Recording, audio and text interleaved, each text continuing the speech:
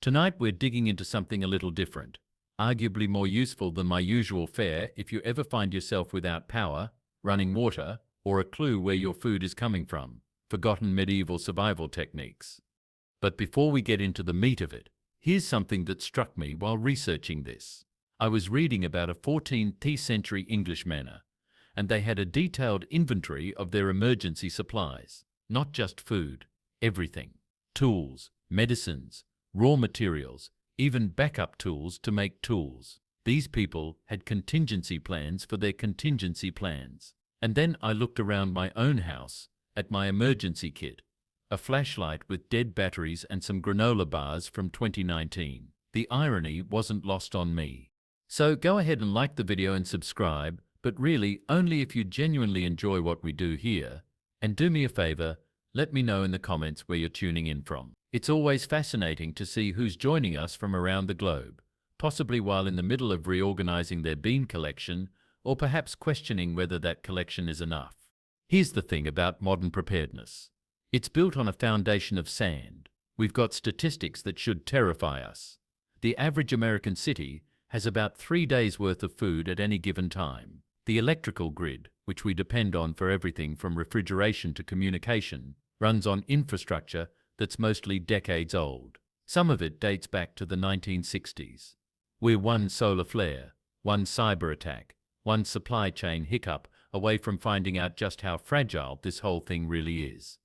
And yet, we prep like we're going camping for a long weekend. We buy gear that's designed to fail gracefully, with planned obsolescence built right in. We stockpile food that expires. We rely on systems that depend on other systems, which depend on other systems, in an endless chain of vulnerability. All right, let's get into it. Modern prepping is a world of Gore-Tex, ferro rods, and meticulously organized bug-out bags. There's this faith in technology, in polymer and steel, that a well-stocked pack somehow makes you invincible. Walk into any preparedness expo and you'll see the same thing, booths full of gadgets, each one promising to be the silver bullet that solves survival. But it feels like something is missing. There's this huge gaping hole in all that preparation, an element you can't buy, pack, or have delivered in 2 days with Amazon Prime. It's the lost wisdom of our ancestors. For 1,000 years, people didn't just survive. They endured things we can barely imagine: plague, famine, constant war, climate disasters that make our worst hurricanes look like spring showers. And they did it without a single piece of modern tech. Their survival plan wasn't stored in a plastic tub in the garage. It was etched in their minds and built into the world around them. This was a deep, powerful knowledge that we've mostly dismissed as primitive, because we've become dangerously reliant on systems that are, let's be honest, pretty fragile. The medieval period gets a bad rap. We call it the Dark Ages, as if everyone just sat around being miserable and ignorant for 1,000 years. But these people were engineers, chemists, doctors, and ecologists. They just didn't have those job titles. They understood principles that we've forgotten in our rush toward technological complexity. They knew how to work with natural systems instead of fighting them. They understood redundancy, not in the form of backup generators, but in the form of backup skills, backup relationships, and backup ways of thinking about problems. So in this video, we're not just listing a few old tricks. We're uncovering 12 medieval strategies that have been almost completely ignored by modern preparedness culture. These are the secrets that could be the difference between life and death when the expensive gear fails and all you have left is what you know. We're talking about techniques that were battle-tested through centuries of crisis, refined by generations of people for whom failure meant death. Some of these will challenge how you think about preparedness entirely. Others will seem so obvious you'll wonder why we ever abandoned them.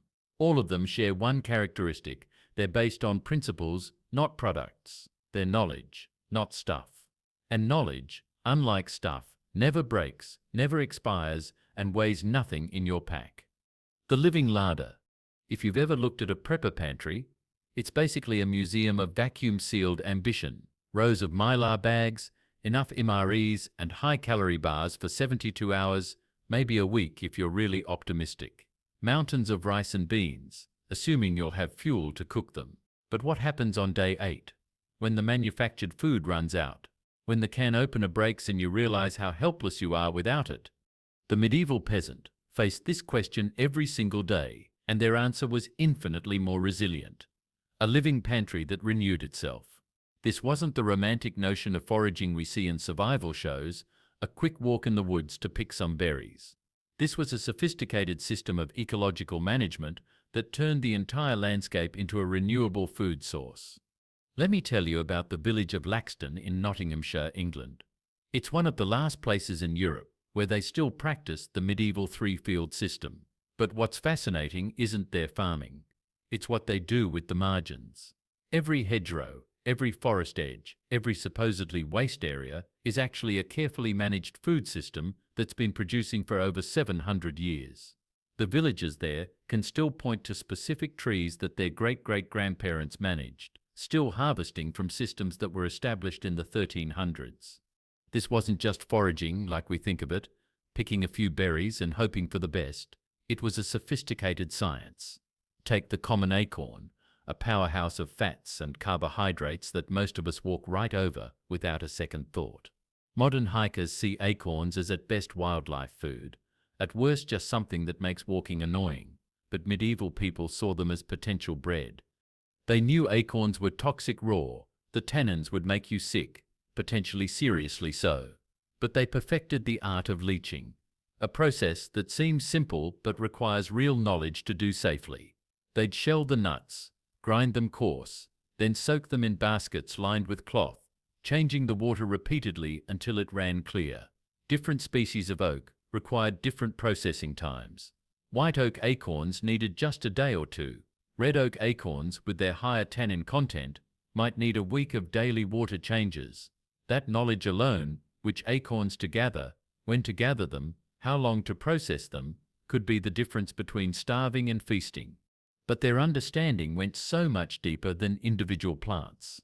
They knew the forest as a calendar, a medicine chest and a grocery store all rolled into one.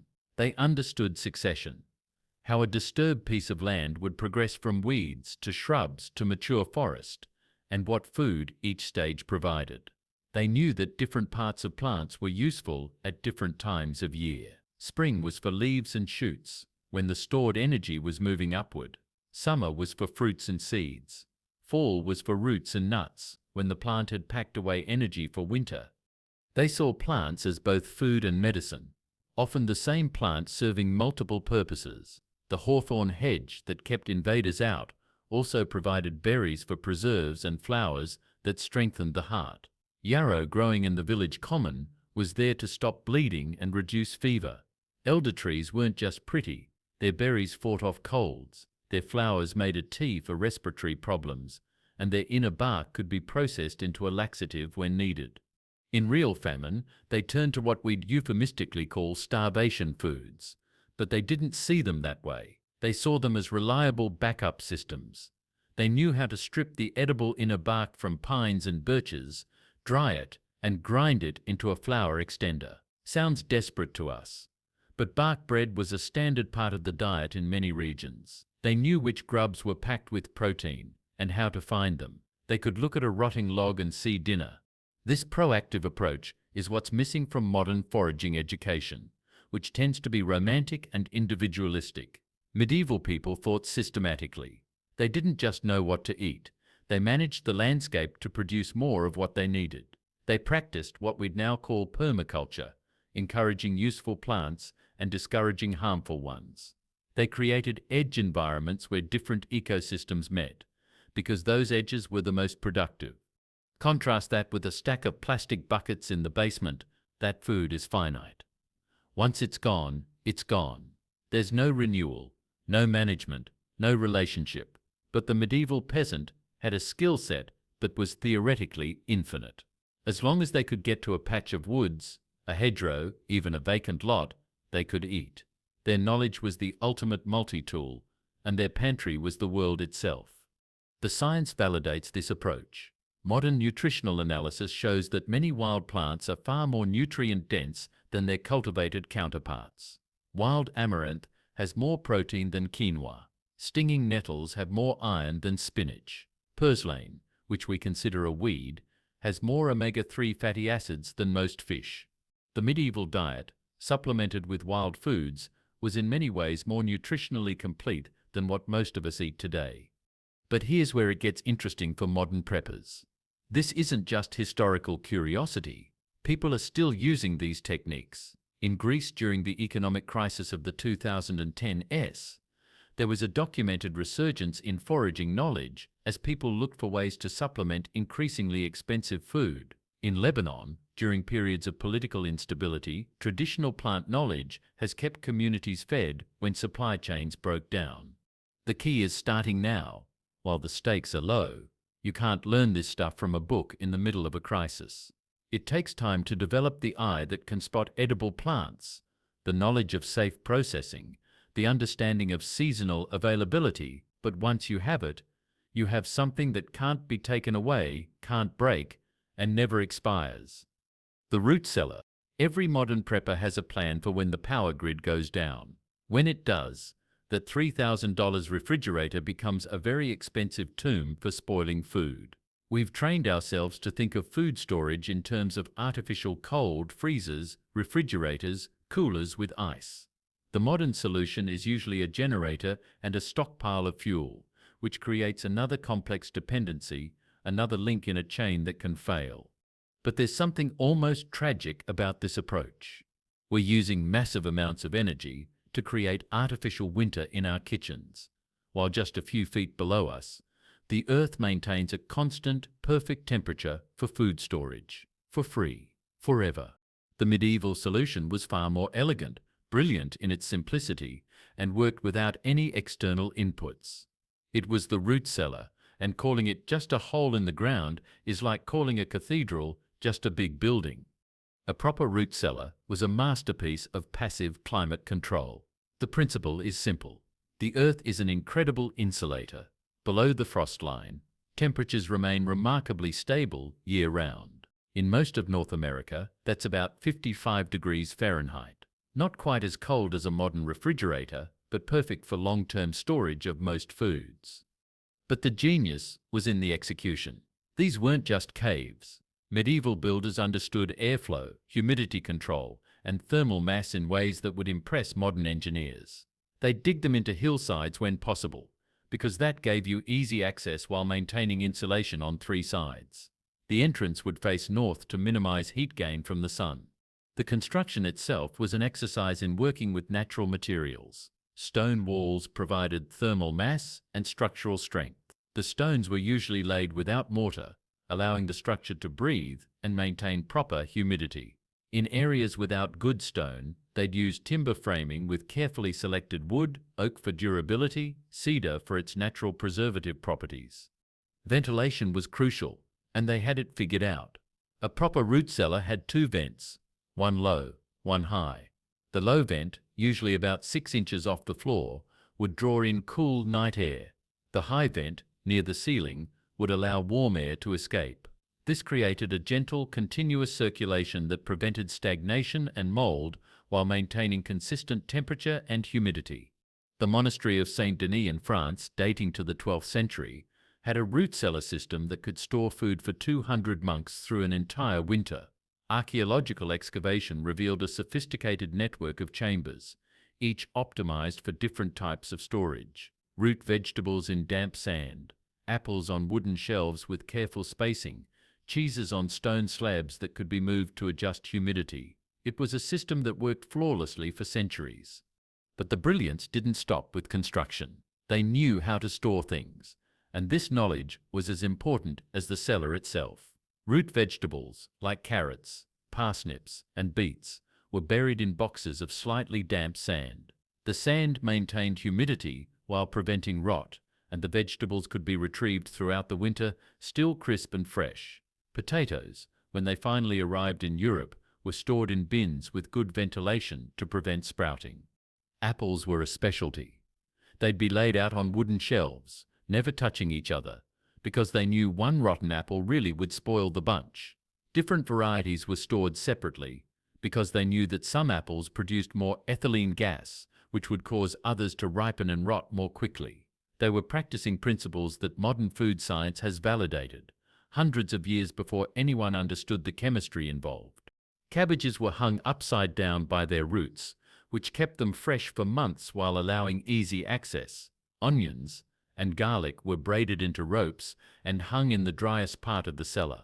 Hard cheeses were aged on wooden shelves, turned regularly to prevent mold on one side. A well-managed root cellar could bridge the gap from the last harvest in the fall to the first shoots of spring, 6 to 8 months of food storage, without any external energy input. Think about that. Medieval peasants had more food security than most modern families, and they did it with technology that was entirely renewable and maintainable with hand tools. The psychology of this approach is fundamentally different from modern food storage.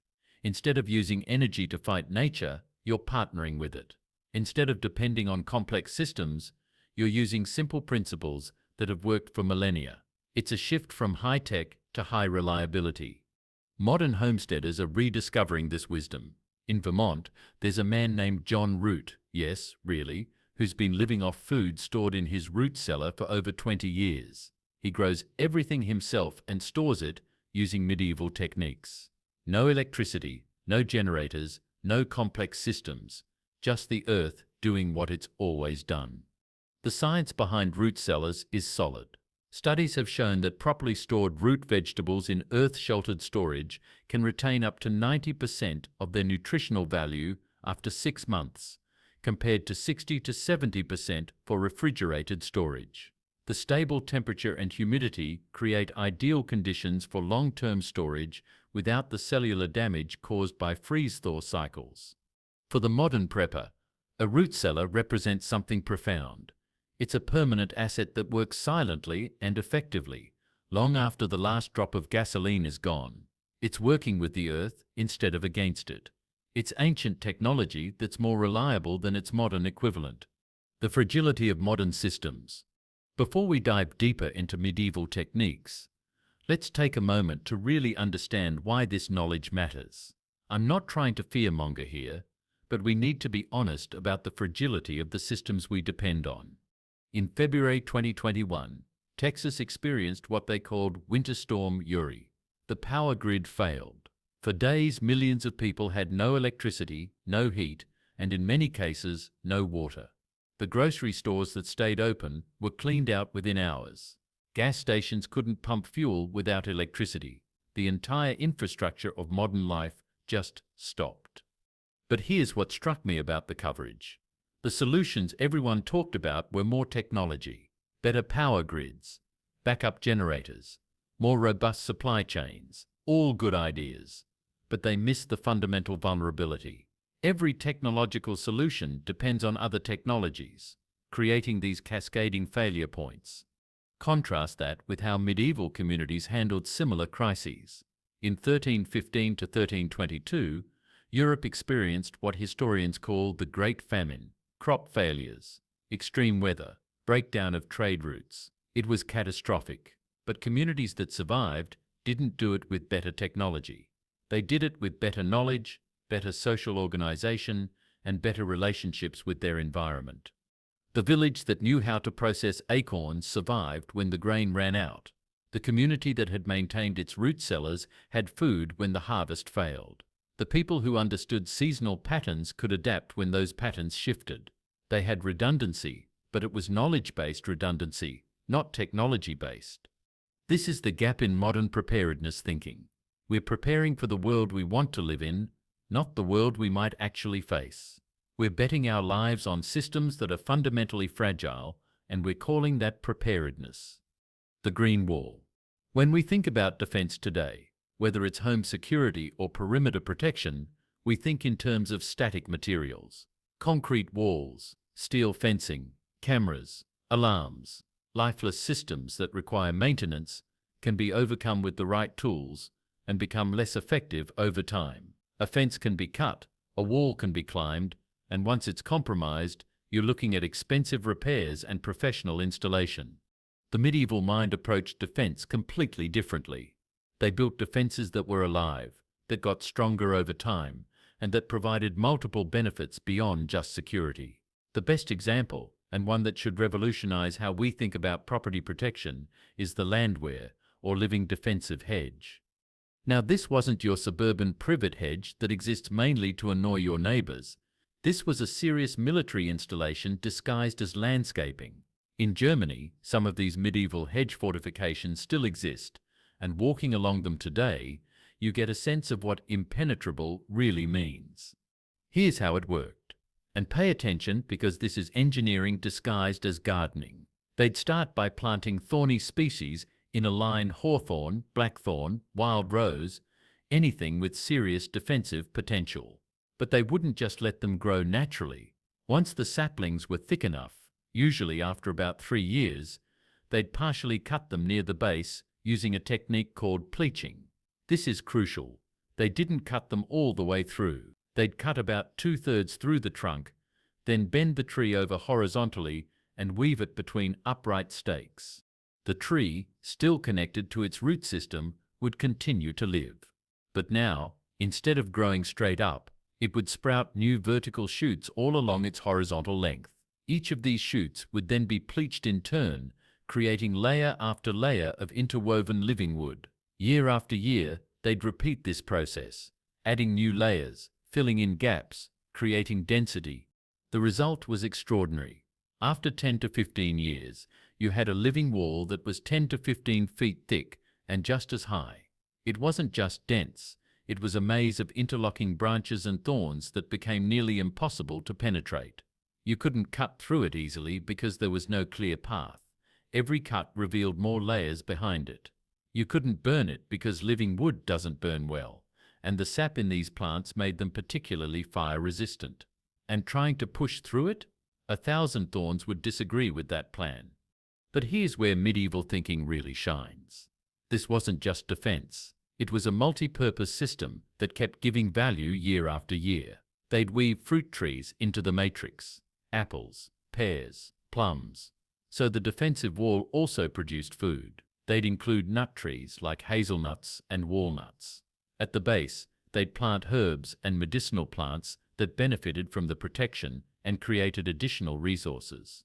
The hedge served as a windbreak, protecting crops and reducing soil erosion. It provided habitat for small game rabbits, birds, beneficial insects. In some regions, they'd manage parts of it for basket-making materials or fence posts. It was defense, food production, wildlife habitat, and resource generation all in one living system. The psychological effect was as important as the physical barrier. A stone wall says keep out in a way that invites challenge, but a thick, thorny hedge that seems to go on forever sends a different message: this isn't worth the trouble. There's something about living defenses that makes them seem more formidable, more permanent, more like a part of the natural landscape that you shouldn't mess with. In England, many of these ancient hedgerows still exist. Some have been carbon dated to over 800 years old, still growing, still providing habitat, still marking boundaries. They've survived wars, agricultural changes, urban development. They're living monuments to a different way of thinking about security. Modern military bases have started experimenting with similar concepts. Fort Bragg in North Carolina has planted defensive hedgerows around sensitive areas, and they've found them remarkably effective. Not only do they provide physical security, but they're also harder to analyze from satellite imagery and provide natural camouflage. The science behind living defenses is fascinating. Studies have shown that thorny plants actually increase their thorn production when they're regularly browsed or disturbed. It's an evolutionary response. The more something tries to get through, the more defensive the plant becomes. You're literally training your defenses to be more effective over time. For the modern prepper or homesteader, this represents a paradigm shift from building a fortress to growing one. Instead of a one-time expense that depreciates, you're making an investment that appreciates. Instead of maintenance costs, you have an asset that maintains itself and provides ongoing value. The establishment period requires patience. 3 to 5 years before you have meaningful security, 10 to 15 years before you have a truly formidable barrier. But once established, a living hedge can last for centuries with minimal maintenance. It's the ultimate long-term thinking, the kind of planning that built civilizations. Traps and snares. The modern prepper's plan for protein, often starts and ends with firearms. And don't get me wrong, a rifle is an amazing tool, incredibly effective for taking game, but it comes with some serious limitations that we rarely talk about. Every shot announces your location for miles. Every cartridge used is one you'll never get back. Ammunition is heavy, expensive, and eventually finite. In a long-term survival situation, a gun can become a liability as much as an asset. It's like sending up a flare that says, "Hey, I've got resources over here." But there's a deeper problem with the hunting with guns mentality. It requires you to be actively hunting. You're trading time and energy for the possibility of meat. You might spend all day in the woods and come back empty-handed, having burned precious calories in the process. The medieval hunter, and especially the poacher, who couldn't afford to be seen or heard, had a completely different approach. Their method was silent, patient, and worked for them around the clock. They were masters of the trap and the snare, and this wasn't a backup plan. This was how they secured a steady supply of protein. Take Hugh Le Despencer, a 13th century English poacher whose trial records still survive. The man was caught with over 40 active snares in a single forest, each one carefully placed based on detailed knowledge of animal behavior. He wasn't desperately trying to catch something, he was running what amounted to an automated hunting system. While he slept, ate, or worked on other survival tasks, his traps were hunting for him. The key to successful trapping isn't the trap itself, it's reading the landscape. Medieval trappers could spot game trails that most of us would walk right past. They understood that animals are creatures of habit, taking the same routes to water, following the same paths between feeding and resting areas. They could identify pinch points, narrow passages between obstacles where animals had to funnel through. They knew where to look for sign, tracks, scat, rubs, feeding damage. This knowledge was more valuable than any piece of equipment. You could build the most ingenious trap in the world, but it's worthless if it's in the wrong place. Medieval trappers spent as much time observing and learning animal behavior as they did actually trapping. The traps themselves were marvels of simple engineering. The spring pole snare was probably the most common, a bent sapling held under tension by a trigger mechanism carved from a few sticks. When an animal disturbed the trigger, the sapling would snap upright, and the snare would do its work quickly and humanely. No cordage needed to be imported. They made it from plant fibers, sinew, or thin strips of hide. The deadfall trap used the same principle of stored energy, but with gravity instead of spring tension. A heavy log or rock would be propped up by a carefully balanced trigger. When the animal took the bait or stepped on the trigger, physics took over. These traps were particularly effective for smaller game and could be built entirely from materials found on site. But the sophistication went beyond individual traps. Medieval trappers understood systems. They'd build funnel traps, long lines of stakes or brush that would guide animals toward a narrow opening where the actual trap waited. They'd create multiple trap lines, checking them in sequence to minimize the time spent walking between locations. The bait strategies were equally sophisticated. They knew which baits worked best for which species, which scents would attract versus repel, how weather affected bait effectiveness. They understood that the best bait often wasn't food at all, but something that triggered natural behaviors, a territorial marker, a mating scent, or just an interesting object that would make an animal pause to investigate. Seasonal timing was crucial. They knew when animals were most active, most predictable, most vulnerable. Spring was for taking mothers with young when they were tied to den sites. Fall was for taking animals that had fattened for winter. Winter was for taking animals whose movements were constrained by deep snow. What's remarkable is how this approach scales with skill level. A beginner might set one or two simple deadfalls and catch the occasional squirrel.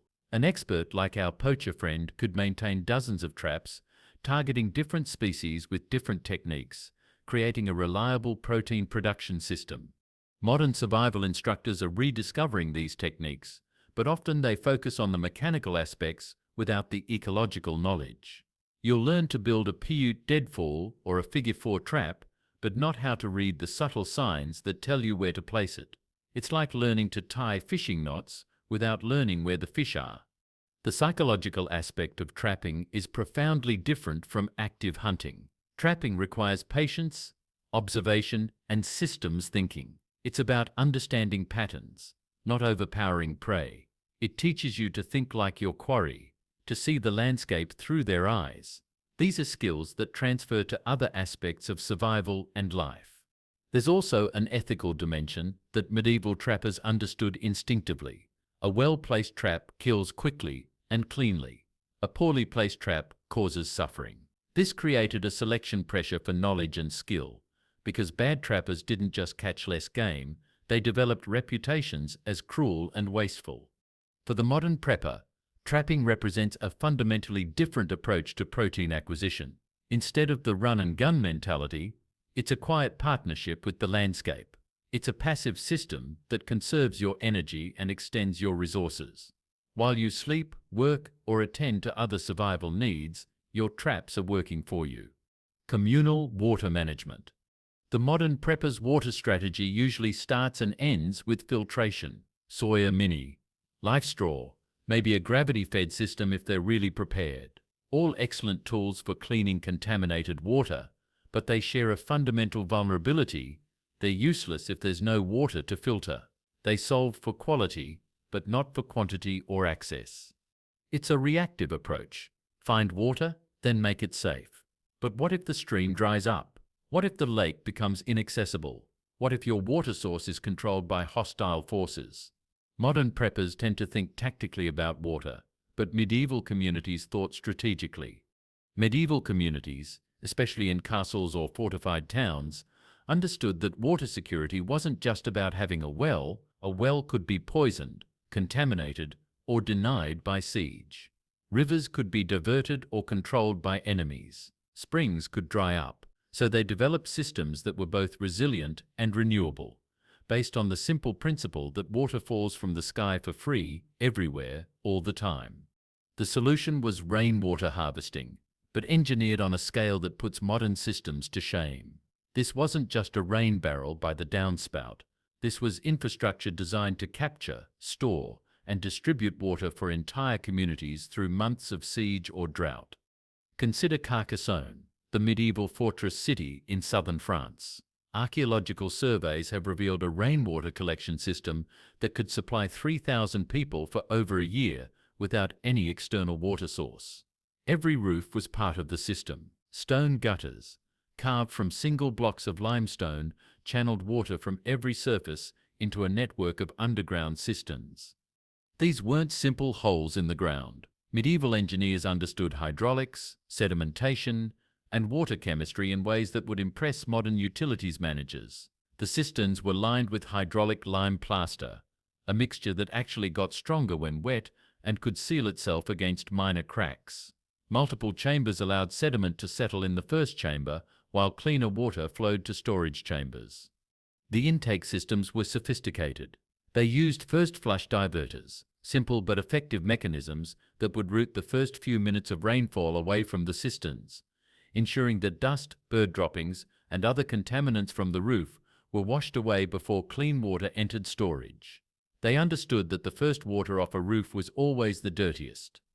Filtration happened naturally through the system design.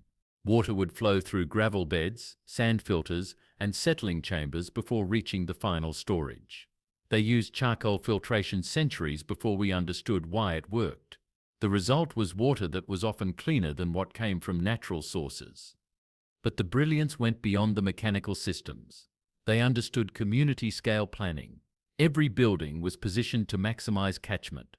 Courtyards were graded to channel water toward collection points. Even the famous moats served a dual purpose. They were defensive barriers, but they were also massive open-air reservoirs, often fed by diverted streams or designed to collect rainwater from the surrounding area. The social engineering was as important as the physical engineering. Water management was a community responsibility. Everyone understood their role in maintaining the system. From keeping gutters clear to monitoring cistern levels, there were water wardens whose job was to manage distribution during shortages, ensuring that precious reserves lasted as long as possible. This communal approach created redundancy that no individual system could match. If one cistern developed problems, others were available. If one area of the collection system failed, water could be rerouted. If siege conditions lasted longer than expected, they had protocols for rationing that could extend supplies almost indefinitely.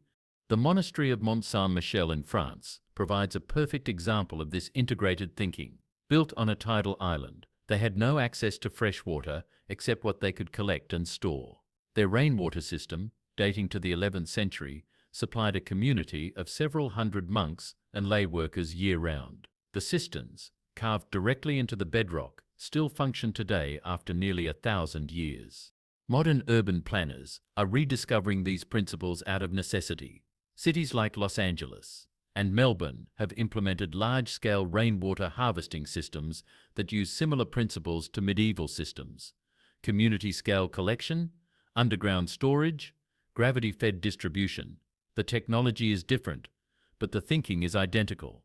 The math is compelling.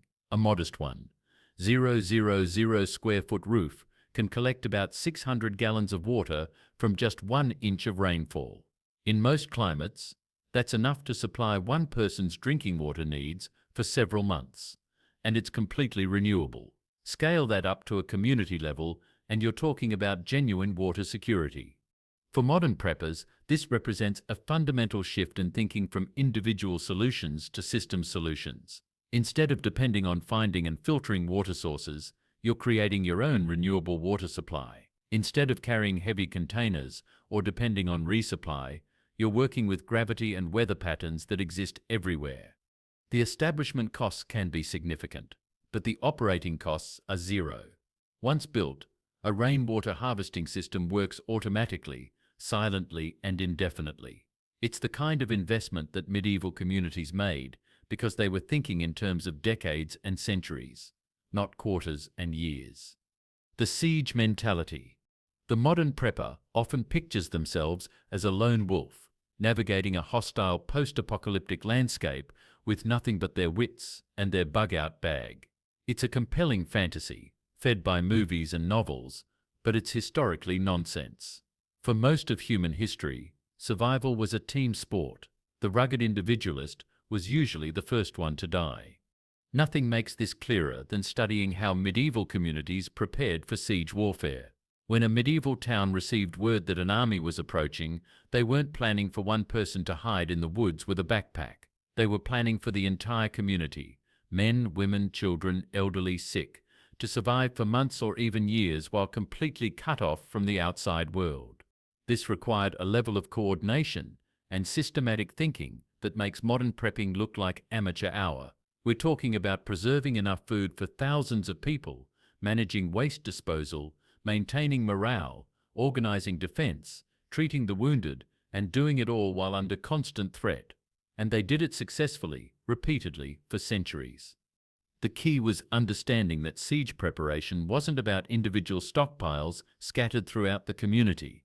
It was about creating a centralized, managed system that could efficiently distribute resources based on need and availability. It was socialism born of necessity, and it worked. When a siege was imminent, the first priority was livestock. Keeping animals alive during a siege was almost impossible. They consumed too much food and water, took up space, and created sanitation problems. So they'd slaughter most of their animals in a carefully orchestrated process. This wasn't panic butchering, it was industrial-scale food preservation. The meat preservation techniques they used were based on centuries of experimentation and refinement. Salt curing was the foundation. Massive quantities of coarse salt would draw moisture out of the meat, creating an environment where harmful bacteria couldn't survive. But they didn't just pack meat in salt randomly, they understood the chemistry well enough to use different salt concentrations for different cuts, different timing for different seasons, different techniques for different preservation goals. Smoking was equally sophisticated. They built dedicated smokehouses with carefully controlled airflow, using specific wood types for different flavors and preservation qualities. Oak for its steady burn and mild flavor, apple and cherry for their antimicrobial properties, hickory for its intense smoke that penetrated deep into the meat. They understood that cold smoking preserved meat for months, while hot smoking cooked it for immediate consumption. Hard cheeses were another pillar of siege food strategy. Cheese is essentially a way to concentrate and preserve milk's nutrition in a form that can last for years if properly managed. They'd age wheels of cheese in cool, humid environments, turning them regularly, monitoring for mold, knowing exactly which molds were beneficial and which were dangerous. A single wheel of aged cheese represented weeks of milk production from multiple cows, concentrated into a portable, long-lasting form. But perhaps most importantly, they understood fermentation as both preservation and nutrition. Cabbage became sauerkraut, which not only lasted through the winter, but actually prevented scurvy with its concentrated vitamin C. Turnips, carrots, beets, all got the fermentation treatment. They were practicing advanced nutritional science centuries before anyone understood vitamins or bacteria. The scale of these operations was staggering. The siege of Château Gaillard in 1203 to 1204 lasted 8 months. The defenders had prepared with enough preserved food to last a year, organized in carefully managed stores with strict distribution protocols. Archaeological evidence shows they had designated storage areas for different types of preserved food, with systems for rotation and quality control that would impress modern logistics managers. And they used every square inch of protected space. Castle courtyards weren't just parade grounds, they were often home to intensive gardens that provided fresh greens and herbs impossible to preserve. They understood that even with all their preserved food, they needed sources of fresh nutrition to prevent disease. These siege gardens were marvels of intensive agriculture, raised beds, companion planting, succession planting to ensure continuous harvest. The social organization was as crucial as the food itself. There were designated food wardens responsible for inventory management, distribution protocols that ensured fair allocation, and strict rationing systems that could extend supplies when necessary. They understood that starving together was better than some people hoarding while others went hungry, because a community that fell apart internally was doomed regardless of their food stores. What this teaches us is that real resilience is inherently communal. The modern focus on individual stockpiles creates islands of resources that can't be effectively shared or managed. If I have a year's worth of rice and my neighbor has a year's worth of beans, but we can't coordinate, we're both worse off than if we had pooled our resources and diversified our supplies. Medieval siege communities also understood psychological resilience. They maintained festivals and celebrations even during the worst conditions, because they knew that morale was as important as calories. They had systems for maintaining sanitation, treating the sick, and keeping people occupied with useful work. They understood that surviving a siege wasn't just about having enough food, it was about maintaining the social fabric that made survival worthwhile. The Abbey of Monte Cassino provides a perfect case study. During the barbarian invasions of the 6th century, the monastery survived multiple sieges lasting months at a time. Their secret wasn't just food storage, it was their integration of preservation, production, and community organization. They maintained libraries, continued education, kept detailed records, and emerged from each crisis stronger than before. For modern preppers, this represents a fundamental challenge to the lone wolf mythology. The most prepared individual is still vulnerable in ways that a well-organized community isn't. A community can specialize. Some people focus on medical knowledge, others on food production, others on security. A community can pool resources, share knowledge, and provide the social support that makes long-term survival bearable. In a real long-term crisis, the person with the biggest stockpile might become a target. But the community with the best organization and cooperation systems becomes a beacon of stability that actually attracts resources and support. The knowledge gap.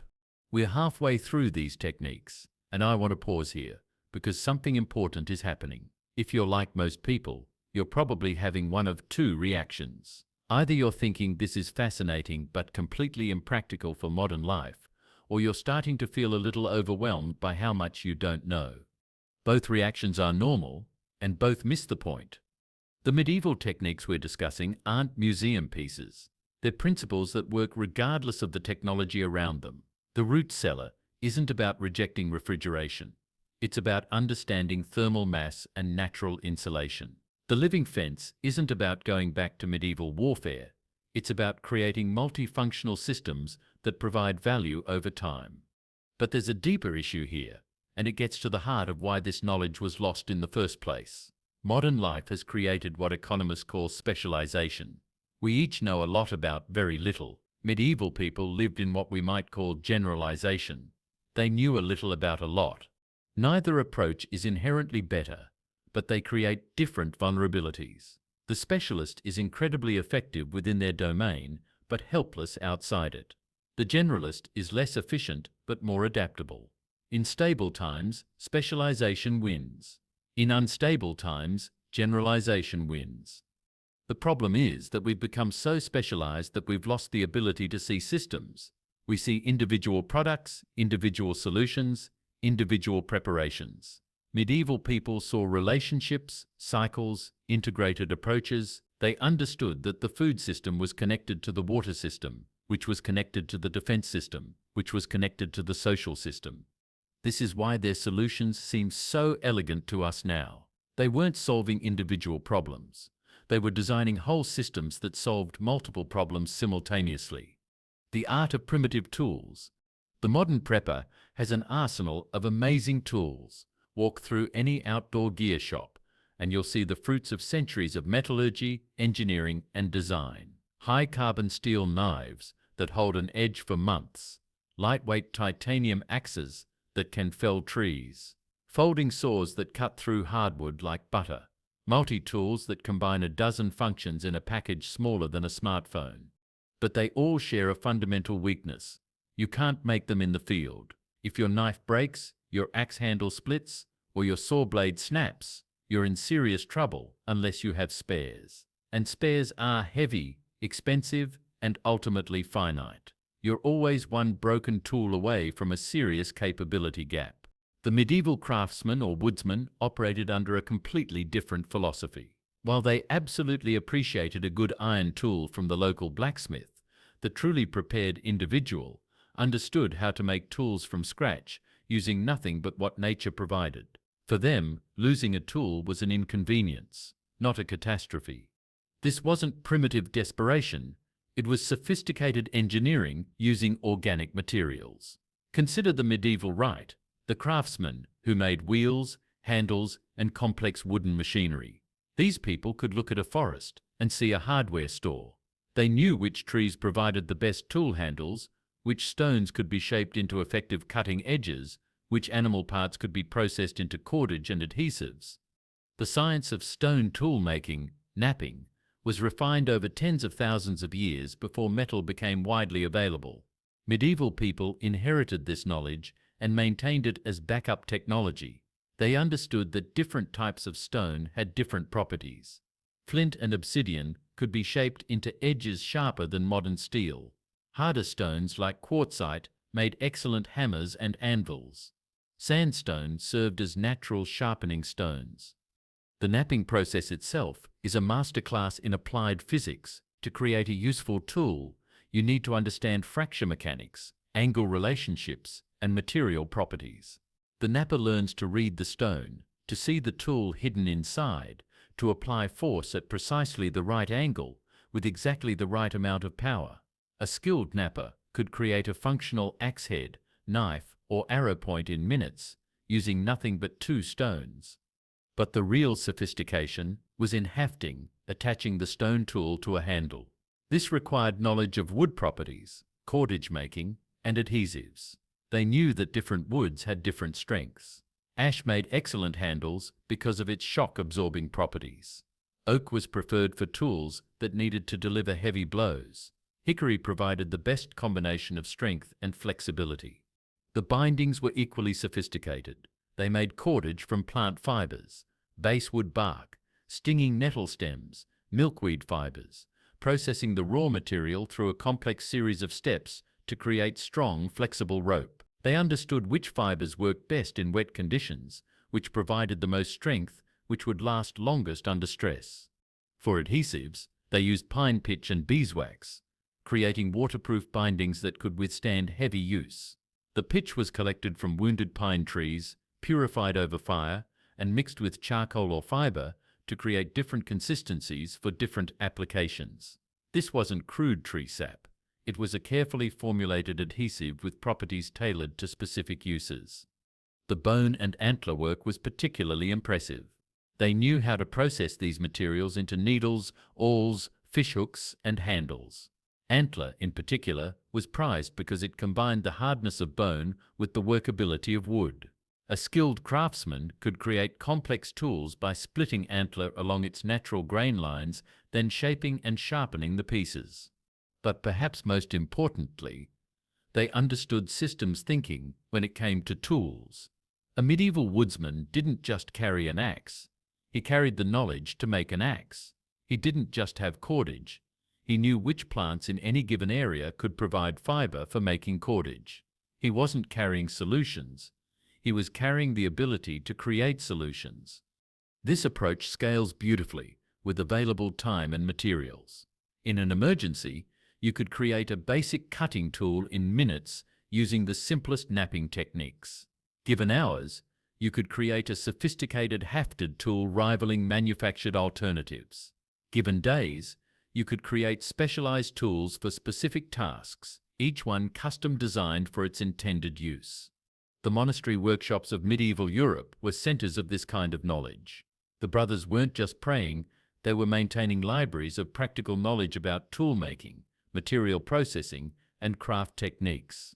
The Abbey of Saint Denis had workshops that could produce everything from simple farm tools to complex mechanical devices, all using hand tools and traditional techniques.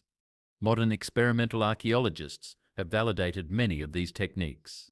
Don Davenport, a modern flint knapper, regularly demonstrates that stone tools can outperform modern steel in many applications. His obsidian blades are sharper than surgical steel and can be resharpened in seconds. His primitive hafting techniques create tool attachments that are stronger and more durable than many modern alternatives. For the modern prepper, this represents a complete paradigm shift from being a consumer of tools to being a producer of tools. Your capability isn't limited by what's in your pack, it's limited by your knowledge and the materials available in your environment. A person who understands these principles is never truly unarmed, never truly without resources. But there's a deeper lesson here about self-reliance. The ability to make tools is the foundation of all other survival skills. You can't build shelter effectively without cutting tools. You can't process food efficiently without scraping and cutting implements. You can't make clothing without needles and cutting edges. Tool making is the master skill that enables all other skills. The Unfailing Fire Kit.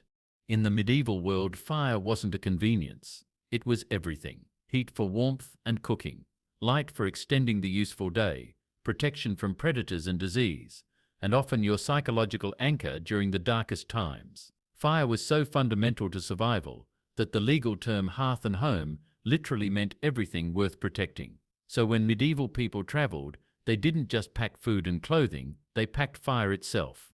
Modern preppers understand the importance of fire, and they've got some excellent tools for making it. Waterproof matches, butane lighters, ferro rods, magnesium starters, all capable of creating fire under most conditions. But they all have failure points that become critical when you can't just drive to the store for replacements. Matches get wet despite waterproofing. Lighters run out of fuel at the worst possible moment. Even a ferro rod is useless if you can't find dry tinder, and anyone who's tried to start a fire in truly wet conditions knows how challenging that can be. The medieval traveler carried a solution that was virtually bulletproof: the tinderbox. This wasn't just a container. It was a complete fire-making system based on principles that worked in any weather, required no manufactured fuel, and could be maintained and replenished using materials found almost anywhere. The system had three core components, each one refined through centuries of use. First was the steel striker, a piece of high-carbon steel shaped to throw sparks when struck against flint. The shape mattered enormously. The best strikers had a specific curvature that maximized the contact area with the flint, while providing the right angle for the striking motion. Medieval smiths knew that different steel compositions produced different spark characteristics, and they tailored their strikers accordingly. The flint was equally important, But it wasn't just any rock. True flint, a type of sedimentary rock composed of microcrystalline silica, has properties that make it ideal for fire starting. When struck properly, flint fractures in a way that shaves off microscopic particles of steel, and the friction heat from this process ignites those particles into sparks. But flint isn't available everywhere, so medieval firemakers also knew how to use alternatives. Chert, quartzite, pyrite, and even some types of quartz could work with the right technique. But the real genius was in the tinder. This is where medieval firecraft separated itself from modern approaches. Today, we think of tinder as whatever dry material we can find: paper, birch bark, dry grass. Medieval firemakers thought systematically about tinder, creating materials specifically designed to catch and hold a spark under the most challenging conditions.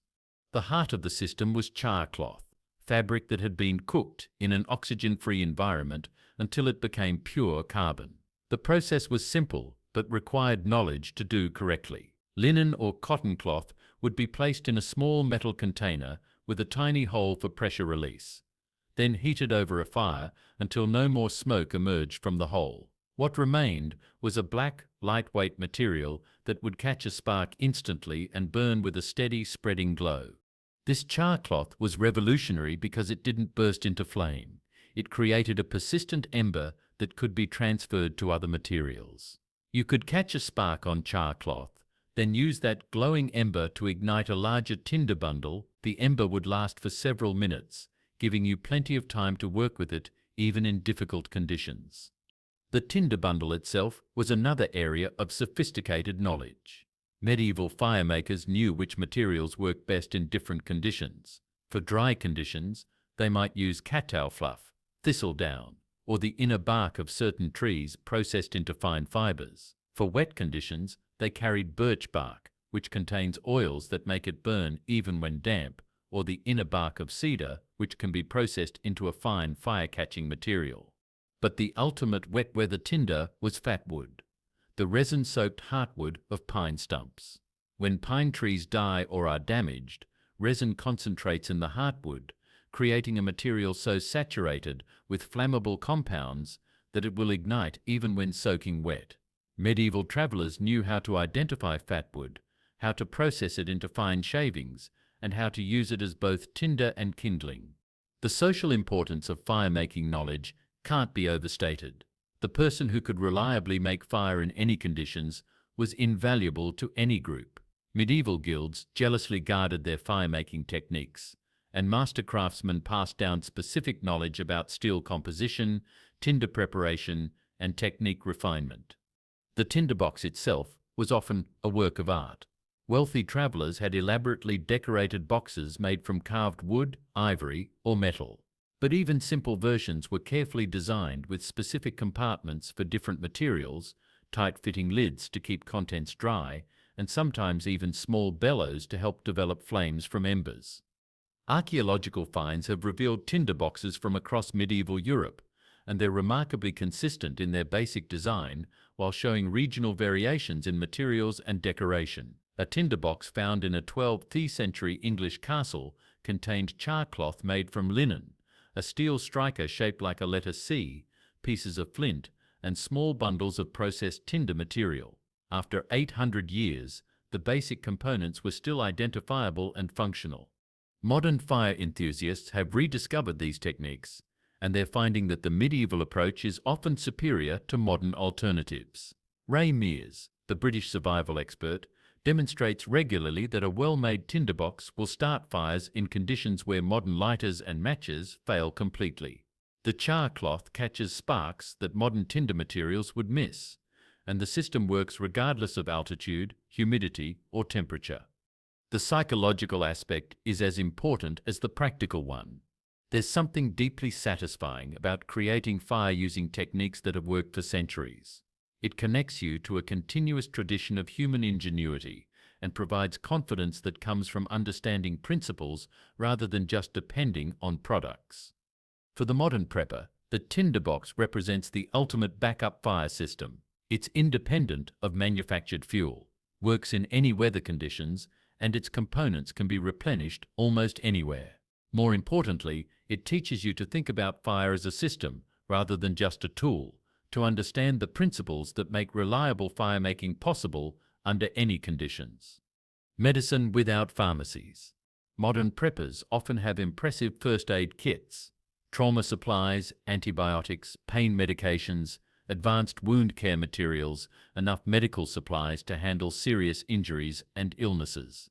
But there's a ticking clock on all of it. Medications expire, supplies get used up, and when they're gone, they're gone. You're back to hoping nothing serious happens, because modern medicine is fundamentally dependent on industrial supply chains. Medieval people faced a very different reality. There were no pharmacies, no hospitals in the modern sense, and certainly no emergency services. If you got sick or injured, you had to heal with whatever was available locally. This created one of the most sophisticated medical systems in human history, one based on living medicines that renewed themselves year after year. The monastery gardens of medieval Europe were the research hospitals of their time. These weren't just pretty flower beds. They were carefully designed pharmaceutical laboratories where monks developed, tested, and refined treatments for every condition they encountered. The monastery of St. Gall in Switzerland, dating to the 9th century, had a plan that still survives, showing separate gardens for different types of medicinal plants: herbs for internal medicine, plants for external treatments, aromatics for mental health, and what they called simples, plants that could be used alone for specific conditions. But the knowledge went far beyond just which plants helped which problems. Medieval healers understood dosage, preparation methods, contraindications, and drug interactions in ways that would impress modern pharmacologists. They knew that willow bark relieved pain and fever. It contained salicin, the precursor to aspirin, but they also knew that it could cause stomach problems if used incorrectly, and they developed preparation methods to minimize side effects. The depth of this knowledge was staggering. They understood that different parts of plants had different properties and that timing of harvest affected potency. Digitalis from foxglove leaves was used for heart conditions, but they knew that leaves harvested in the morning had different alkaloid concentrations than evening harvested leaves. They developed standardized preparation methods, tinctures, decoctions, poultices, ointments, each designed to extract and preserve specific active compounds. Take yarrow, one of the most versatile plants in the medieval pharmacopoeia. They knew it could stop bleeding when applied externally, reduce fever when taken as tea, and settle digestive problems when prepared as a tincture. But they also knew that pregnant women shouldn't use it internally, that it could cause skin sensitivity in some people, and that it was most potent when harvested during full bloom. This wasn't folk wisdom. It was empirical medicine based on centuries of careful observation. The Hildegard of Bingen, a 12th century Benedictine abbess, left behind medical texts that detailed treatments for over 2,000 different conditions using plants that could be grown in a typical monastery garden. Her work shows a sophisticated understanding of symptom patterns, treatment protocols, and outcome assessment that wouldn't be out of place in a modern medical school. But the real genius was in the garden design itself. These weren't just collections of useful plants. They were ecosystems designed to maximize medicinal value while ensuring reliable harvests. They understood companion planting centuries before modern permaculture.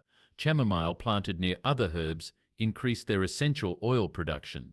Comfrey provided both medicine and natural fertilizer for other plants. Rosemary served as a natural pest deterrent while providing antiseptic compounds. The preservation and preparation methods were equally sophisticated. They knew how to dry herbs to retain maximum potency, how to make tinctures that would remain effective for years, how to create ointments that wouldn't spoil. They developed standardized measurements and preparation protocols that could be replicated reliably across different seasons and locations. Many of these plants are now validated by modern science. Echinacea, which medieval healers used for infections, has been shown to have immune-stimulating properties. St. John's wort, used for melancholy, contains compounds that modern medicine recognizes as effective antidepressants. Hawthorn, used for heart conditions, contains compounds that improve cardiac function. But medieval medicine went beyond just treating illness. It focused heavily on prevention. They understood that food was medicine, and they designed diets around maintaining health rather than just satisfying hunger. They knew that bitter herbs stimulated digestion, that aromatic plants improved mental clarity, that certain combinations of foods could prevent specific diseases. During the Black Death, some monastic communities had significantly lower mortality rates than surrounding areas. Modern analysis suggests this was partly due to their sophisticated understanding of hygiene and quarantine, but also because their medicinal gardens provided treatments that helped survivors recover from the disease. The social organization around medicinal knowledge was crucial. There were designated herb gardens within communities, specialist healers who maintained the knowledge, and systematic training programs to pass down techniques. The knowledge wasn't hoarded, it was shared because everyone's survival depended on it. For modern preppers, this represents a fundamentally different approach to medical preparedness. Instead of stockpiling manufactured medicines that expire, you're growing renewable medicines that improve over time as your garden matures and your knowledge deepens. Instead of depending on supply chains, you're creating your own pharmaceutical system. The establishment period requires patience and learning. You need to understand which plants grow well in your climate, how to identify them correctly, how to prepare them safely. But once established, a medicinal garden becomes an increasingly valuable asset that provides both treatment options and prevention strategies. Modern herbalists are rediscovering these techniques with impressive results. The research station at the University of California has validated many traditional preparation methods and found that properly prepared herbal medicines can be as effective as pharmaceutical alternatives for many conditions, often with fewer side effects. The underground network. In our hyper-connected world, we take instant communication for granted.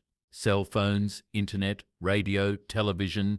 We're never more than seconds away from contacting anyone, anywhere. But this creates a dangerous dependency. When Hurricane Katrina hit New Orleans, when earthquakes struck Haiti, when wildfires swept through California, the first thing that failed was communication. Cell towers went down, internet cables were cut, power grids failed, and suddenly people found themselves completely isolated in the middle of populated areas. Medieval people lived in a world where long-distance communication was difficult under the best of circumstances, but they developed systems that were remarkably resilient and effective.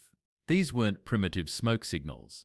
They were sophisticated networks that could relay complex information across vast distances faster than horseback messengers, and they worked regardless of weather, terrain, or political disruption. The beacon system of medieval England is probably the best documented example. During times of crisis, Viking raids, Scottish invasions, or internal rebellions, a network of hilltop fires could relay warning messages from the coast to the interior in a matter of hours.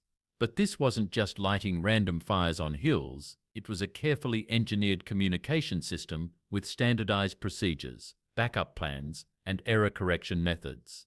The beacon sites were chosen for maximum visibility across long distances, often on hilltops that could see multiple other sites.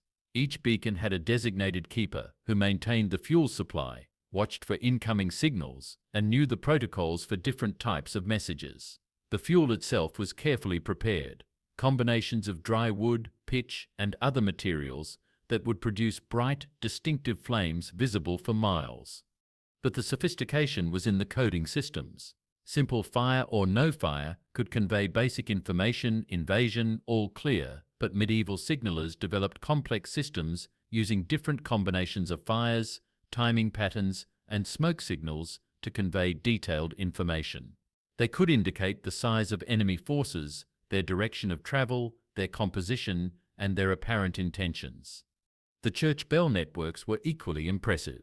Every village had a bell tower, and the ringers knew standardized patterns that could communicate different types of information. A rapid, continuous ringing meant immediate danger. Specific patterns indicated different types of emergencies: fire, flood, military threat, call for assistance. These signals could be relayed from village to village, creating a communication network that covered entire regions. But perhaps most sophisticated were the human messenger networks. These weren't just people running letters from place to place. Medieval Europe had organized courier systems that rivaled modern postal services in their reliability and speed. The University of Bologna had a messenger network in the 13th century that could deliver letters to Paris in 12 days, faster than some modern mail services.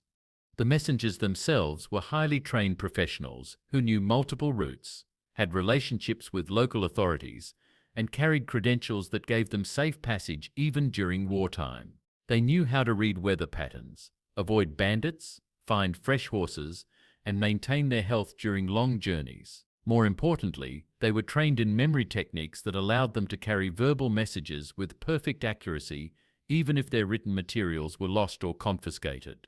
The coded message systems were remarkably advanced. Merchants developed cipher systems that could protect commercial information from competitors. Religious orders used coded manuscripts to share sensitive information between monasteries. Even peasant communities had simple coding systems for sensitive communications about tax collection, military service, or local politics. The monastery of Cluny in France operated what amounted to a medieval internet. With affiliated monasteries across Europe, they maintained a communication network that could relay information from Ireland to Italy in a matter of weeks. They standardized their message formats, developed protocols for handling different types of information, and created backup routes when primary paths were disrupted. What made these systems so resilient was their redundancy and their basis in human relationships rather than technology. If one beacon site failed, others could relay around it. If one messenger was delayed, others knew to pick up the message. The systems were distributed rather than centralized, making them almost impossible to completely disrupt. The social engineering was as important as the technical aspects. Medieval communities understood that communication networks were community assets that required community support. Beacon keepers were supported by local taxes. Messengers were given food and shelter by law. Bell ringers were respected community members with guaranteed support in old age. During the 100 Years' War, these communication networks often determined the outcome of battles. Armies that could coordinate their movements, receive intelligence about enemy positions, and call for reinforcements had enormous advantages over those that were operating blind. The English victory at Agincourt was partly due to superior communication that allowed them to choose the battlefield and coordinate their forces effectively. For modern preppers, these techniques offer alternatives to electronic communication that are virtually impossible to disrupt. Ham radio requires equipment and power. Cell phones depend on infrastructure, but signal fires, message runners, and coded systems work regardless of technology failures. The key is organization and preparation. You need predetermined signal locations, agreed-upon codes, and practice procedures. You need people who know their roles and can execute them under stress. Most importantly, you need community buy-in, because communication networks only work if everyone participates. Modern applications of these principles are appearing in unexpected places. During the Arab Spring, protesters used techniques remarkably similar to medieval beacon systems to coordinate demonstrations. Despite government attempts to shut down electronic communications, emergency response organizations are incorporating human relay systems as backups to radio communications. Total resource utilization. Walk through a modern home after a family dinner, and you'll see something that would horrify medieval people: waste, food scraps in the garbage, packaging materials thrown away after a single use, broken items discarded rather than repaired. We live in a disposable culture where abundance has made us careless with resources. Medieval people lived by a completely different principle. Nothing was wasted. Everything had multiple uses, and the measure of wealth was how completely you could utilize every resource that came your way. This wasn't driven by environmental consciousness. It was driven by the hard reality that waste meant death. When a medieval household slaughtered an animal, it was an exercise in total utilization that would impress modern efficiency experts. The meat was obvious, fresh eating, preservation for later, bones for stock. But that was just the beginning. The hide became leather for shoes, clothing, bags, rope, and dozens of other uses. The fat was rendered for cooking, lighting, soap making, and waterproofing. The organs became food: liver, kidneys, heart, all had specific culinary uses and were often considered delicacies. The bones weren't just for soup stock. Large bones became tool handles, small bones became needles and awls, ground bones became fertilizer for gardens. Even bone marrow was extracted and used for cooking and medicinal purposes. The sinew became thread and cord. The bladder became a waterproof container for liquids. The intestines became sausage casings. Blood became pudding and was also used in construction mortars. But the sophistication went beyond just using animal parts. Medieval craftsmen understood the properties of different materials in ways that let them optimize every component. They knew that leather from different parts of the hide had different characteristics. Belly leather was soft and flexible for clothing. Back leather was thick and strong for armor and tools. They knew that bones from different animals had different properties. Deer antler for tool handles, cattle bones for structural uses. The waste-nothing philosophy extended to plant materials with equal thoroughness. When medieval people harvested grain, they used every part of the plant. The grain went to food, obviously. The straw became bedding for animals, thatching for roofs, and packaging material. The chaff was fed to livestock or composted for fertilizer. Even the dust from threshing was collected and used as abrasive for cleaning. Trees were harvested with similar completeness. The trunk became lumber for construction. Branches became firewood, but not randomly. Different sizes for different purposes. Small twigs became kindling. Medium branches became cooking fuel. Large branches became heating fuel. The bark was used for tanning leather, making medicine, and sometimes even food during famines. The leaves became animal fodder or compost. The roots were sometimes harvested for medicine or dyes. The ash from all this burning wasn't wasted either. Wood ash was a valuable commodity used for making soap, fertilizing gardens, and even making glass. Different types of wood produced ash with different properties. Hardwood ash was better for soap making. Softwood ash was better for fertilizer. Human waste wasn't wasted either, though it was carefully managed for health reasons. Human excrement was composted and used as fertilizer, but only after aging for specific periods to kill pathogens. Urine was collected and used for tanning leather, making saltpeter for gunpowder, and cleaning textiles. This wasn't primitive desperation.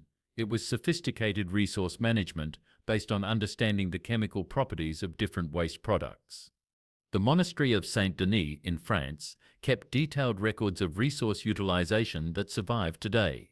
Their accounts show a level of efficiency that would impress modern corporations. They tracked the use of every animal part, every plant component, every byproduct of every process. Waste was so unusual that it was specifically noted in their records when it occurred. Medieval urban communities developed specialized trades around waste utilization. Rag and bone men collected discarded materials and sorted them for reuse. Broken pottery was ground up and used in new pottery. Metal scraps were melted down and reforged. Even human hair was collected and used for stuffing pillows and making rope. The economic advantages were enormous. A household that could extract maximum value from every resource could survive on much less external input. They were more resilient during shortages because they wasted nothing during abundance. They were more self-sufficient because they could create what they needed from what they had. But there was also an environmental benefit that medieval people understood intuitively. By using resources completely, they reduced their impact on natural systems. They weren't depleting resources faster than they could be renewed because they were extracting maximum value from each unit harvested. Modern zero-waste advocates are rediscovering these principles. The cradle-to-cradle design philosophy is essentially medieval resource thinking applied to industrial processes. Companies that practice total resource utilization often find they're more profitable and more resilient than those that accept waste as inevitable. For modern preppers, this philosophy offers a way to extend resources far beyond their apparent limits. The family that knows how to use food scraps for compost, cooking bones for stock, and repurposing containers for storage effectively multiplies their resource base. During shortages, this knowledge becomes even more valuable. But the real lesson is about changing mindset from consumer to steward.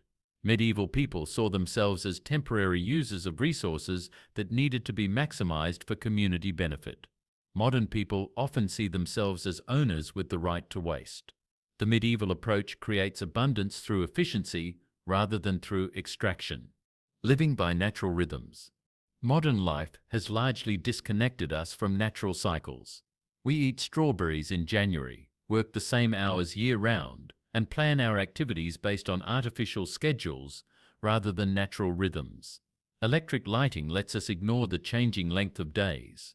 Climate control lets us ignore seasonal temperature shifts. Global food systems let us ignore local growing seasons. This disconnection creates vulnerabilities that most people don't recognize until it's too late. When supply chains fail, when power grids go down, when transportation systems break, suddenly the natural world reasserts itself as the ultimate authority over human activity. Medieval people never forgot this lesson, and their survival strategies were built around working with natural cycles rather than fighting them. The medieval agricultural year was a masterclass in timing and resource management. Every activity was scheduled based on natural indicators rather than calendar dates, because natural indicators were more reliable and more relevant to actual conditions. Planting wasn't done on March 15th. It was done when the soil could be worked, when night temperatures stayed above freezing, when specific plants began leafing out. But their seasonal awareness went far beyond just farming. They understood that different seasons offered different opportunities and required different strategies. Spring was the time for gathering medicinal plants when their active compounds were strongest, for collecting sap from maple trees, for harvesting early greens that provided essential vitamins after a winter of preserved foods. Summer was the time for preservation activities, smoking meat, drying herbs, making cheese, collecting materials that would be needed during the less productive months. But it was also the time for construction and repair projects that couldn't be done in harsh weather, for traveling and trading when roads were passable, for gathering materials that were only available during warm months.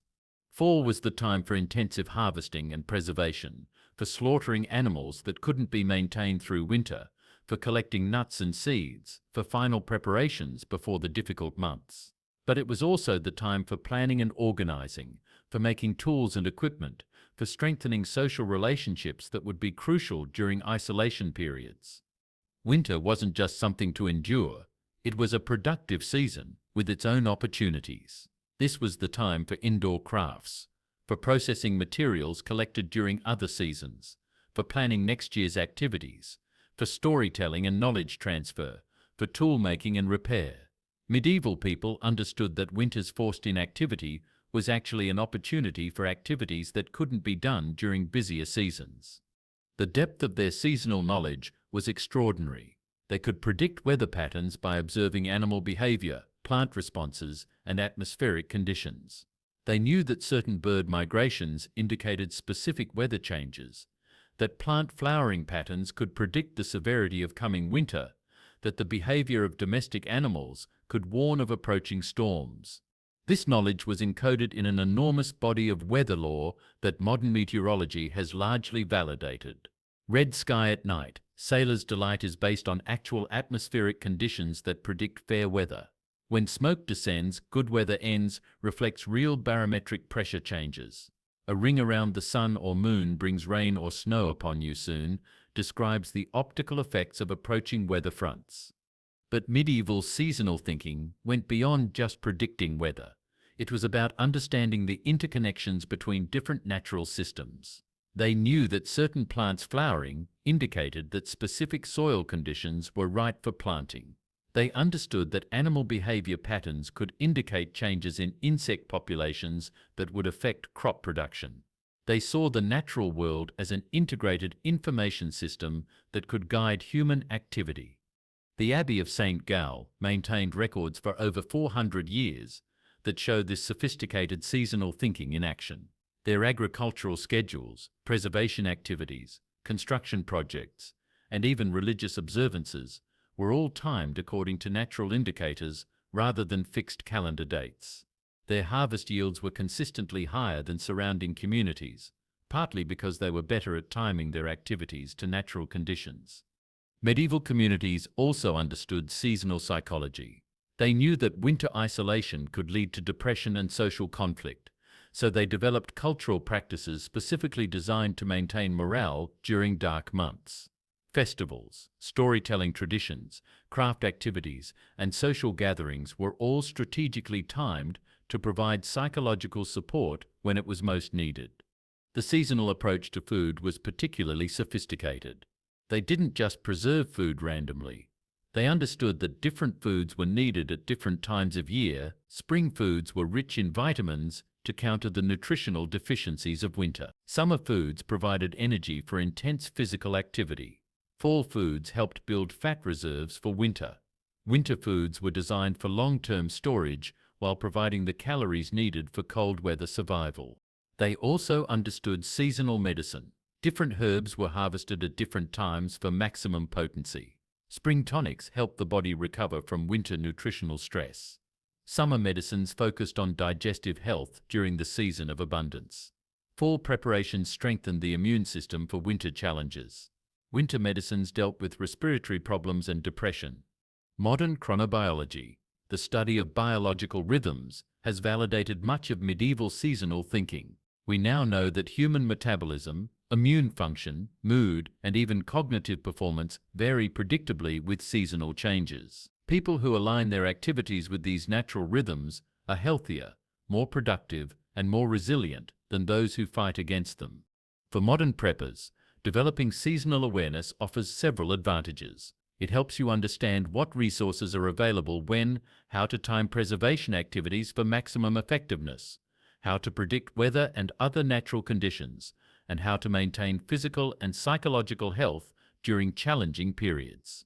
But the deeper lesson is about developing what medieval people called nature wisdom, the ability to read the natural world as a source of information and guidance. This knowledge doesn't require any equipment or external inputs. It's pure human intelligence applied to understanding natural systems. The key is consistent observation over multiple seasonal cycles. Medieval people developed their knowledge through generations of careful attention to natural patterns. Modern people can accelerate this learning by keeping detailed records of natural phenomena and correlating them with weather, growing conditions, and animal behavior. Climate change has disrupted some traditional seasonal patterns, but the underlying principle remains valid. Natural systems provide more reliable information about local conditions than distant weather services or generalized predictions. The person who can read their local environment has a significant advantage over those who depend on external information sources. Integration and implementation. We've covered 12 techniques that represent centuries of accumulated wisdom about survival, resilience, and living in harmony with natural systems. But if you're feeling overwhelmed right now, that's completely normal. This isn't knowledge you can master from reading a single article or watching a few videos. Medieval people learned these skills over entire lifetimes, within communities where knowledge was shared and practiced daily. The question isn't whether you can implement all of these techniques immediately. The question is how you can begin integrating this kind of thinking into your modern life in ways that actually make sense. Start with principles, not techniques. The medieval approach wasn't about specific skills as much as it was about a different way of thinking about problems. They thought in terms of systems rather than individual solutions. They planned for multiple functions from single investments. They focused on renewable resources rather than consumable supplies. They prioritized knowledge over equipment. Choose one technique that resonates with your situation and dive deep. If you have space, maybe start with a root cellar or a medicinal garden. If you're in an urban environment, maybe focus on water collection or food preservation techniques. If you're interested in self-reliance skills, maybe begin with primitive tool making or firecraft. But whatever you choose, understand that the real value isn't in the specific technique. It's in developing the kind of deep, systematic thinking that created these solutions in the first place. Medieval people weren't smarter than us, but they thought differently. They saw relationships where we see individual problems.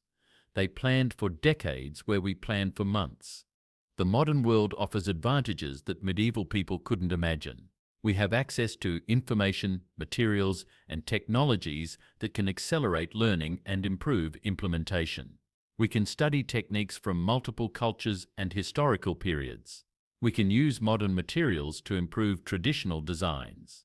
We can connect with communities of people interested in the same knowledge, but we also face challenges that medieval people didn't have to deal with.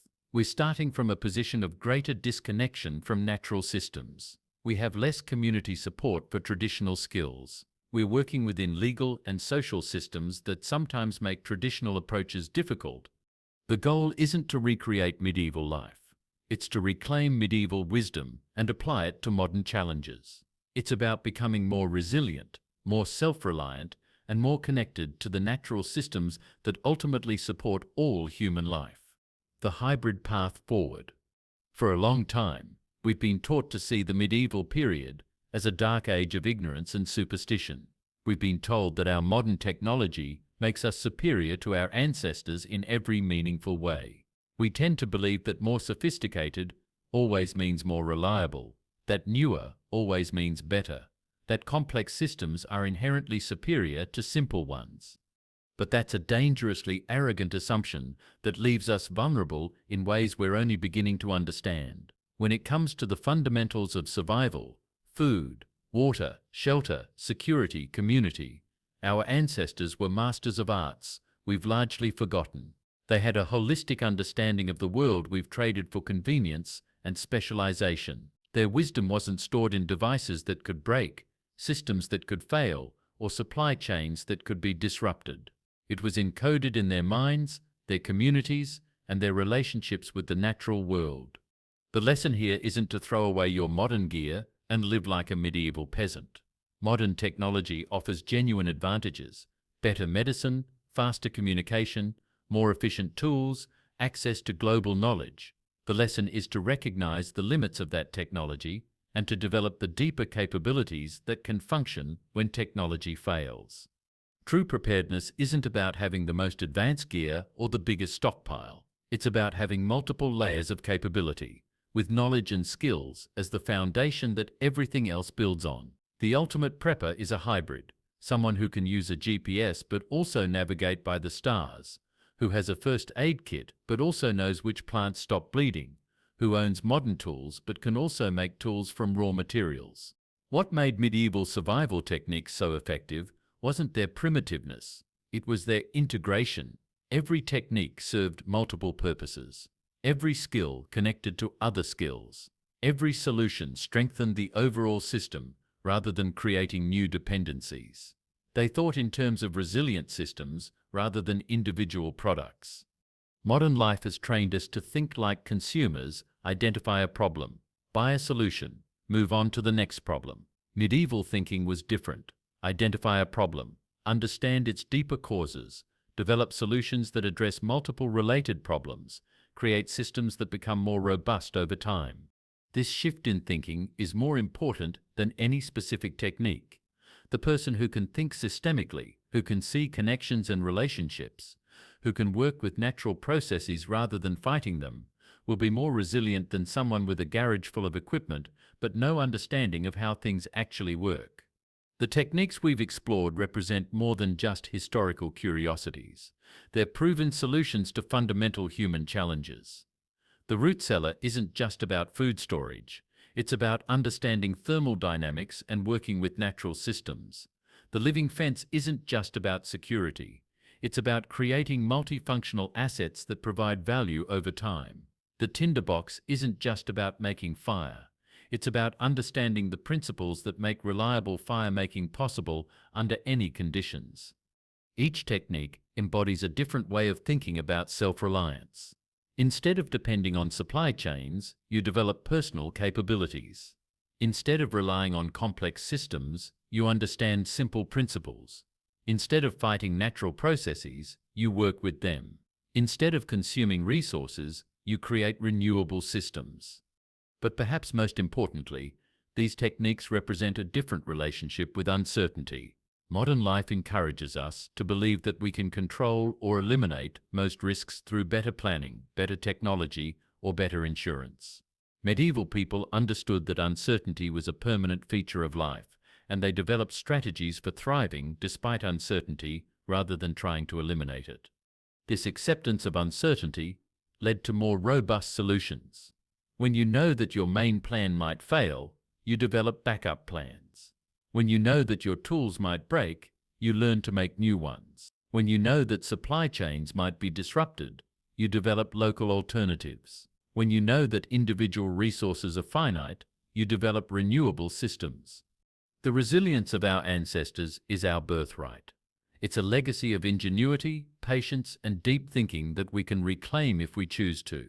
It's not about going backward. It's about forging a path forward that combines the best of modern technology with the unbreakable wisdom of the past. The world is becoming more complex, more interconnected, and in some ways more fragile. The systems we depend on are increasingly sophisticated, but also increasingly vulnerable to disruption. Climate change, political instability, economic uncertainty, and technological risks are creating new challenges that require old wisdom. The people who will thrive in this uncertain future won't be those with the most advanced gear or the biggest stockpiles. They'll be the ones who combine modern capabilities with timeless knowledge, who understand both high-tech solutions and no-tech alternatives, who can work within modern systems while maintaining the ability to function without them.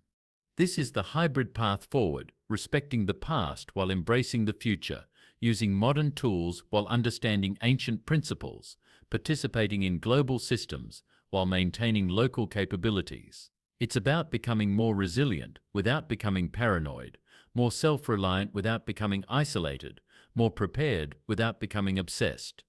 The techniques in this video are just the beginning. Each one opens doors to deeper knowledge, broader capabilities, and more integrated thinking.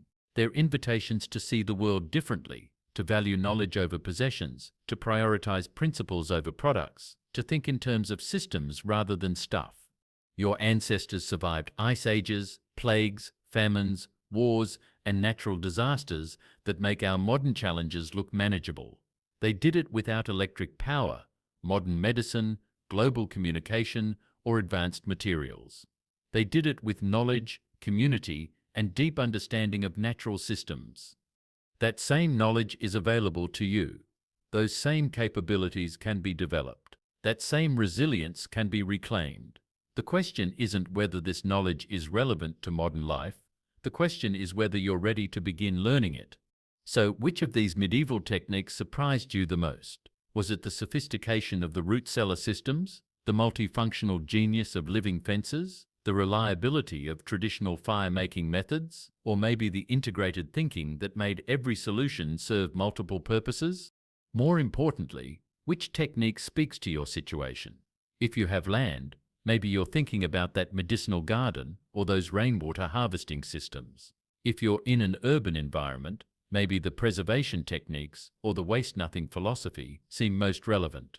If you're focused on self-reliance skills, maybe the tool-making knowledge or the seasonal awareness concepts have caught your attention. Here's what I'd love to know. What's the biggest gap between modern prepping and medieval wisdom that we didn't cover? Is there a piece of forgotten knowledge that you think is essential for modern times?